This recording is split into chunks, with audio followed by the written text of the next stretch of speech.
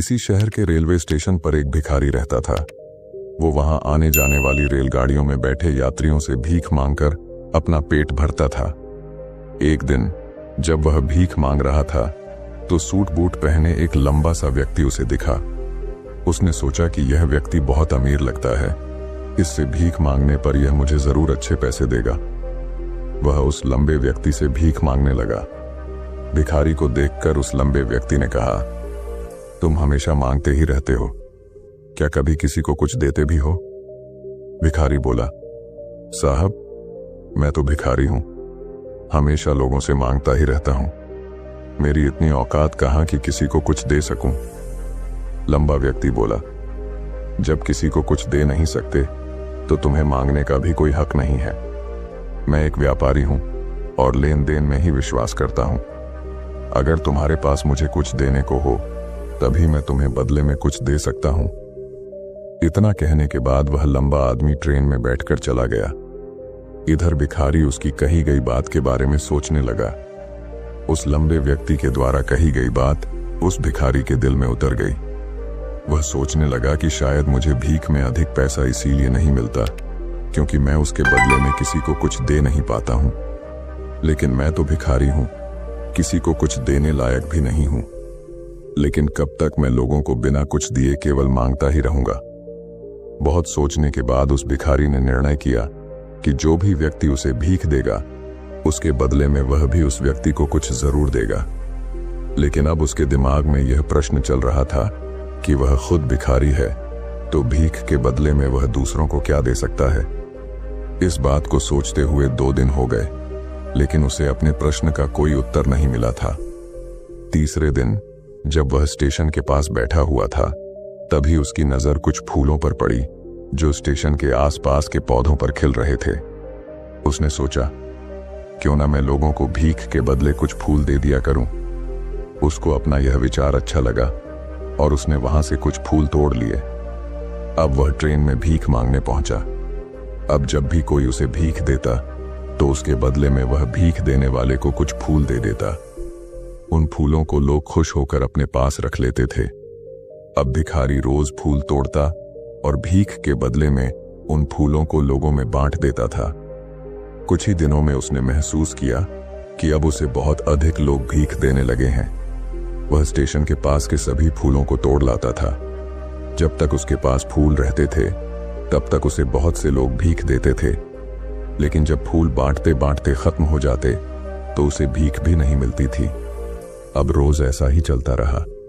एक दिन जब वह भीख मांग रहा था तो उसने देखा कि वही लंबा व्यक्ति ट्रेन में बैठा है जिसकी वजह से उसे भीख के बदले फूल देने की प्रेरणा मिली थी। वह तुरंत उस व्यक्ति के पास पहुंच गया और भीख मांगते हुए बोला, आज मेरे पास आपको देने के लिए कुछ फूल हैं, आप मुझे भीख दीजिए तो बदले में मैं आपको कुछ फूल दूंगा। उस लंबे व्यक्ति ने उसे भीख के रूप में कुछ पैसे दे दिए और भिखारी ने कुछ फूल उसे दे दिए। उस लंबे व्यक्ति को यह बात बहुत पसंद आई। वह बोला, वाह क्या बात है, आज तुम भी मेरी तरह एक व्यापारी बन गए हो। इतना कहकर फूल लेकर वह लंबा व्यक्ति अपने स्टेशन पर उतर गया। लेकिन उस लंबे व्यक्ति द्वारा कही गई बात एक बार फिर से उस भिखारी के दिल में उतर गई। वह बार बार उस लंबे व्यक्ति के द्वारा कही गई बात के बारे में सोचने लगा और बहुत खुश होने लगा। उसकी आंखें अब चमकने लगीं। उसे लगने लगा कि अब उसके हाथ सफलता की वह चाबी लग गई है जिसके द्वारा वह अपने जीवन को बदल सकता है। वह तुरंत ट्रेन से नीचे उतरा और उत्साहित होकर बहुत तेज आवाज में ऊपर आसमान की तरफ देखकर बोला, मैं भिखारी नहीं हूं, मैं तो एक व्यापारी हूं, मैं भी अमीर बन सकता हूं। लोगों ने उसे देखा तो सोचा कि शायद यह भिखारी पागल हो गया है और अगले दिन से वह भिखारी उस स्टेशन पर फिर कभी नहीं दिखा। लेकिन 6 महीने बाद इसी स्टेशन पर 2 व्यक्ति सूट बूट पहने हुए यात्रा कर रहे थे। दोनों ने एक दूसरे को देखा तो उनमें से एक ने दूसरे से हाथ मिलाया और कहा, क्या आपने मुझे पहचाना? दूसरा व्यक्ति बोला, नहीं, क्योंकि मेरे हिसाब से हम लोग पहली बार मिल रहे हैं। पहला व्यक्ति बोला, नहीं, आप याद कीजिए, हम पहली बार नहीं बल्कि तीसरी बार मिल रहे हैं। दूसरा व्यक्ति बोला, मुझे याद नहीं, वैसे हम पहले 2 बार कब मिले थे? अब पहला व्यक्ति मुस्कुराया और बोला, हम पहले भी 2 बार इसी ट्रेन में मिले थे। मैं वही भिखारी हूं जिसको आपने पहली मुलाकात में बताया कि मुझे जीवन में क्या करना चाहिए, और दूसरी मुलाकात में बताया कि मैं वास्तव में कौन हूं। दूसरा व्यक्ति मुस्कुराया और अचंभित होते हुए बोला, ओ, याद आया, तुम वही भिखारी हो जिसे मैंने एक बार भीख देने से मना कर दिया था और दूसरी बार मैंने तुमसे कुछ फूल खरीदे थे। लेकिन आज तुम ये सूट बूट में कहां जा रहे हो और आजकल क्या कर रहे हो? तब पहला व्यक्ति बोला, हाँ, मैं वही भिखारी हूं, लेकिन आज मैं फूलों का एक बहुत बड़ा व्यापारी हूं और इसी व्यापार के काम से ही दूसरे शहर जा रहा हूं।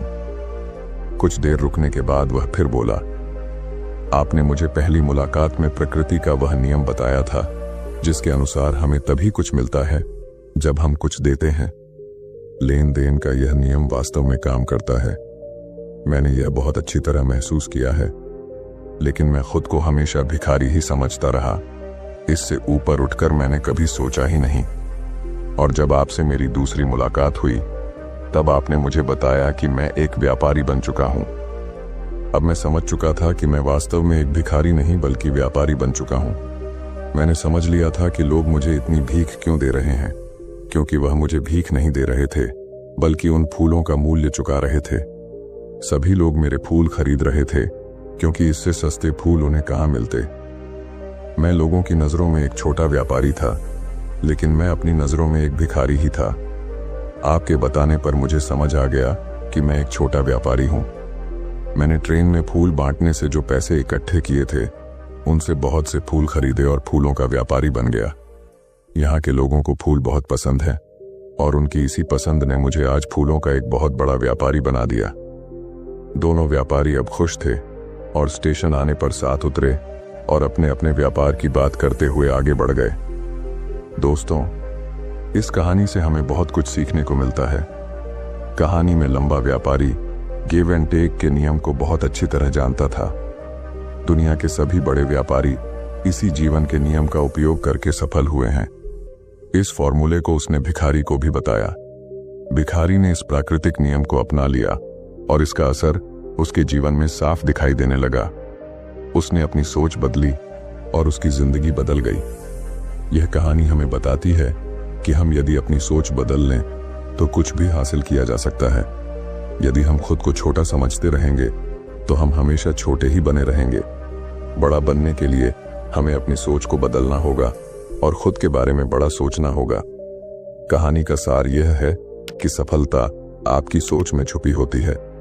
खुद का आत्मसम्मान जगाइए, अपनी सोच को बड़ा बनाइए और देखिए कैसे आप सफलता के शिखर पर पहुंच जाते हैं।